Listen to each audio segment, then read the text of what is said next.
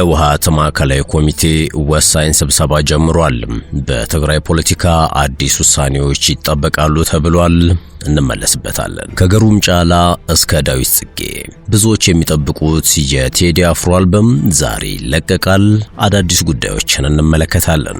እንደዚሁም ፕሮፌሰር ብርሃኑ ነጋ በፓርላማ የቀረበባቸው ተቃውሞ፣ ትምህርት ሚኒስቴር የትምህርት ደረጃ ለማሻሻል በኦሮሚያ ክልል 83 በመቶ ሲሰራ የሌሎች ክልሎች 17 በመቶ ብቻ በመሆኑ ነው ጥያቄ የተነሳበት ሌላኛው ትኩረታችን ነው። የትግራይ ክልል ጊዜያዊ አስተዳደር ፕሬዝዳንት ሌፍትናንት ጀነራል ታደሰ ወረደ ከሰሞኑ ለክልሉ በሰጡት ጋዜጣዊ መግለጫ ያልተሰሙ አዳዲስ ጉዳዮችም ትኩረታችን ነው።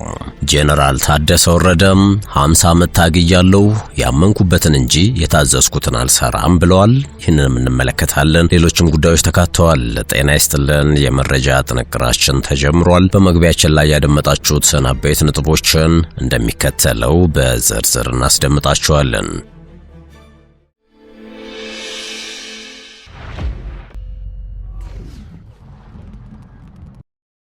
ወደ ቀዳሚ ጉዳያችን አመራን። ከግሩም ጫላ እስከ ዳዊት ጽጌ ዛሬ ብዙዎች የሚጠብቁት የቴዲ አፍሮ አልበም ከሰሞኑ መነጋገር የሆነው ኢትዮሪካ የተሰኘው አልበም ዛሬ ከ8 ሰዓት በኋላ እንደሚለቀቅ መነገሩ ይታወሳል። አልበሙ ከመለቀቁ አስቀድሞ የሚሰጡ የታዋቂ ሰዎች አስተያየቶች እንደቀጠሉ ናቸው። ለአብነት ያክል ጀዋር መሐመድ፣ ግሩም ጫላና ዳዊት ጽጌ ከሚጠቀሱት መካከል ይገኙበታል። በቻይናው ሲጂቲኤን ኮረስፖንደንትነቱ የሚታወቀው ግሩም ጫላ ከሰሞኑ የታየው የቴዲ አፍሮ አዲስ አልበምና ውዝግብ የአርቲስቱ ሰዎች ሆነ ብለው የፈጠሩት ማርኬቲንግ ግርግር ነው ብሏል። ይህ አደገኛ ማርኬቲንግ ስትራቴጂ ነው ያለው ግሩም። ይህ ስቲልዝ ማርኬቲንግ የሚባለው ማለት ነው ብሏል። ይሄ ማርኬቲንግ ስልት ምርቱን ወይንም አገልግሎቱን በግልጽና በይፋ ሳያስተዋውቁ ከፍተኛ መነቃቃት በመፍጠር ማለት ነው ሲል ግሩም ጫላ ገልጿል። እናም በጋዜጠኛው አገላለጽ የሁሉ ግርግር አልበሙን ለማስተዋወቅ ነው። በ2008 የወጣውን የቴዲ አፍሮ አልበም በቻይኖቹ ሚዲያ እስከ ማስተዋወቅ ደርሶ የነበረው ግሩም የሰሞኑ ክስተት ግን ደመት መንኩሳ አመሏን አትረሳ ነው ሲል አርቲስቱን ወርፎታል። ሌላኛው አልበሙን በተመለከተ ሐሳብ የሰጠው ደግሞ የሙያ አጋሩ ድምፃዊ ዳዊት ጽጌ ነው። ዳዊት ለቴዲ አፍሮ የእንኳን ደስ አለ መልእክት አስተላልፏል። አልበሙን አስመልክቶ ድምፃዊ ዳዊት ጽጌ ለቴዲ አፍሮ ያለውን አክብሮትና መልካም ምኞትም ገልጿል።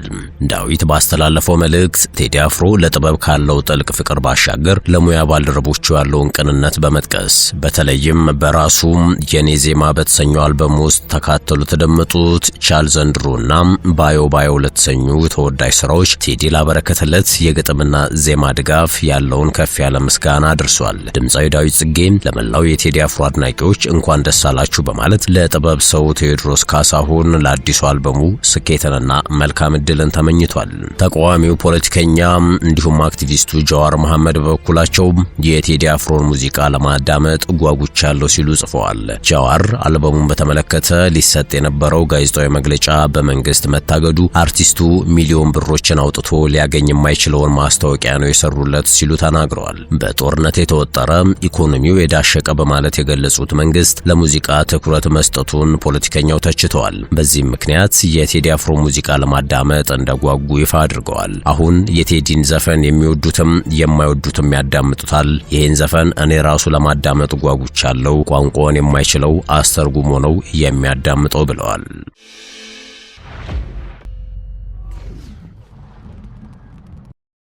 ጥንቅራችን እንደቀጠለ ነው። የህወሓት ማዕከላዊ ኮሚቴ ወሳኝ ስብሰባ ጀምሯል። በትግራይ ፖለቲካ አዲስ ውሳኔዎች ይጠበቃሉ። የትግራይ ህዝብ ነጻ አውጪ ግንባር ትህነግ ወይም በትግርኛው ምህጻረ ቃል ህወሓት ማዕከላዊ ኮሚቴ መደበኛ ስብሰባውን ማካሄድ መጀመሩን አስታውቋል። ትላንት ሚያዝያ 7 ቀን 2018 ዓ.ም ጀምሮ እየተካሄደ ባለው በዚህ ስብሰባ ማዕከላዊ ኮሚቴው በተያዙ የትኩረት አቅጣጫዎችና ወቅታዊ በሆኑ ተለዋዋጭ ጉዳዮች ላይ በጥልቅ እንደሚወያይ ድርጅቱ በይፋዊ የማህበራዊ ትስስር ገጹ ገልጿል። ይህ ከፍተኛ የድርጅቱ አመራሮች የሚሳተፉበት ስብሰባም ወቅታዊውን የክልሉንና የድርጅቱን ሁኔታ መነሻ በማድረግ የቀጣይ አቅጣጫዎችን ያስቀምጣል፣ እንዲሁም ወሳኝ ውሳኔዎችን ያሳልፋል ተብሎ እንደሚጠበቅ ህወሓት አመልክቷል። ስብሰባው በክልሉ ፖለቲካዊ እንቅስቃሴ ላይ ትልቅ ተጽዕኖ ይኖረዋል ተብሎ በጉጉት እየተጠበቀ ይገኛል። ወደ ሌላኛው መረጃችን አለፍን። 50 ዓመት ታግያለሁ፣ ያመንኩበትን እንጂ የታዘዝኩትን አልሰራም። ሌተናንት ጀነራል ታደሰ ወረደ።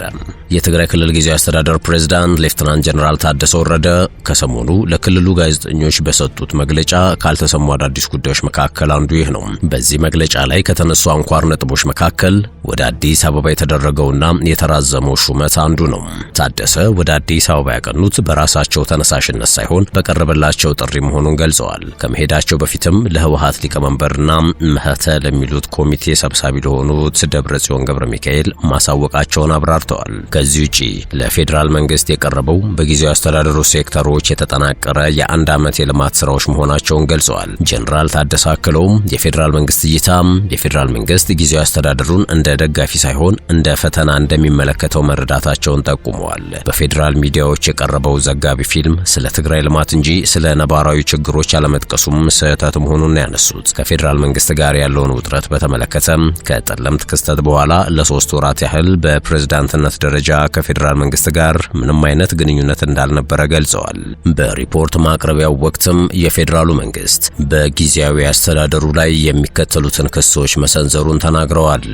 ለጦርነት እየተዘጋጃችሁ ነው፣ በጀትና ነዳጅ ለጦርነት እያከማቻችሁ ነው፣ የተለያዩ ነገሮችን በሌላ መንገድ እያስገባችሁ ነው የሚሉትን ጠቅሰዋል። ፕሬዝዳንቱም ጦርነት በፉከራ የሚጀመር አለመሆኑንና ውጤቱም የማይታወቅ እንደሆነ በመጥቀስ ጦርነት ውስጥ መግባት እንደማይገባ ገልጸዋል። ምንም እንኳን ለጦርነት የሚገፋፉ ምክንያቶች ቢኖሩም ጉዳዮቹን እስከ መጨረሻው በሰላም ለመፍታት ጥረት መደረግ እንዳለበት አምነውበታል ብለዋል። የውስጥ ፖለቲካና አስተዳደራዊ ለውጥን በተመለከተ ሲናገሩም ጊዜያዊ አስተዳደሩ ሁሉንም አሳታፊ በማድረግ ረገድ ድክመቶች እንዳሉበት አምነዋል በማለት ነገር ግን አስተዳደሩን ለመቀየር ወይም የቀድሞውን መንግስት ለመመለስ የሚደረጉ ጥረቶች በስርዓትና በህግ መሆን እንዳለባቸው አስጠንቅቀዋል።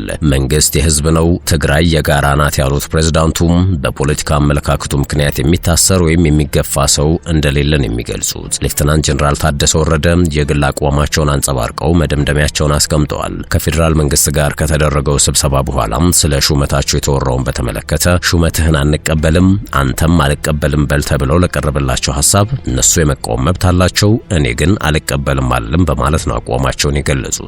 ለውጥ የሚመጣው በህግና በስርዓት እንጂ በማህበራዊ ሚዲያ ስም በማጥፋት እንዳልሆነ ተናግረዋል። እናም ለ50 ዓመታት ታግያለሁ፣ ያመንኩበትን እንጂ የታዘዝኩትን አልሰራም በማለት ህዝቡ ሁኔታዎችን በንቃት እንዲከታተል ጥሪ አቅርበዋል።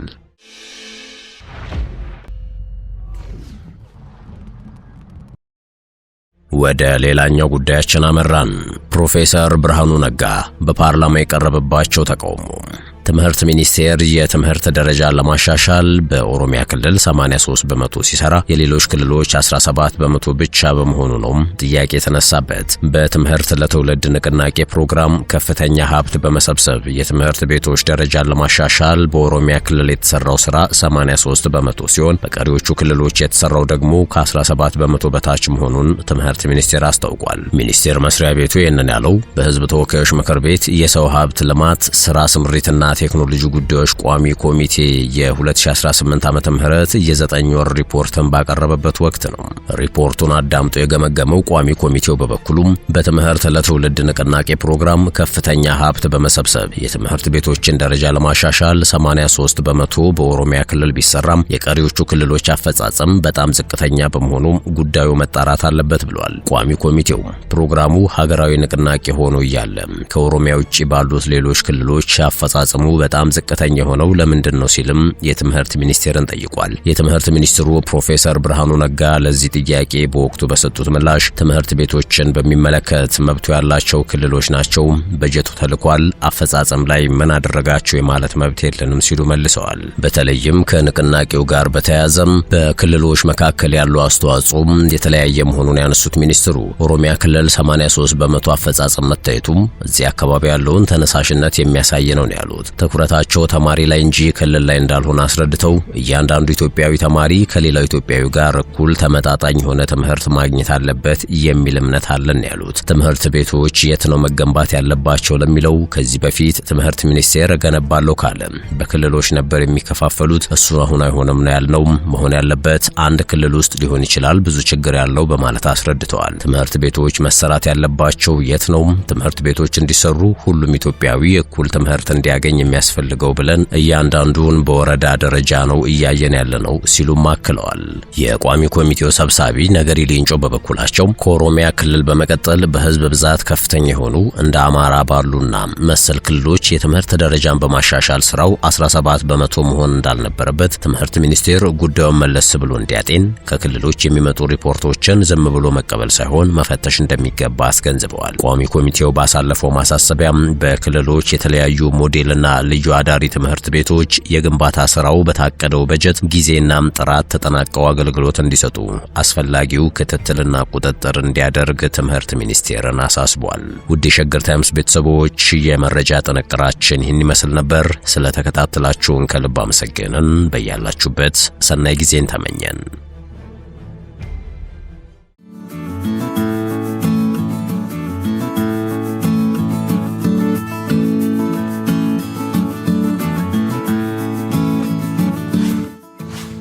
ሸገር ታይምስ ሚዲያን ሰብስክራይብ በማድረግና ደወሉን በመጫን ይከተሉን።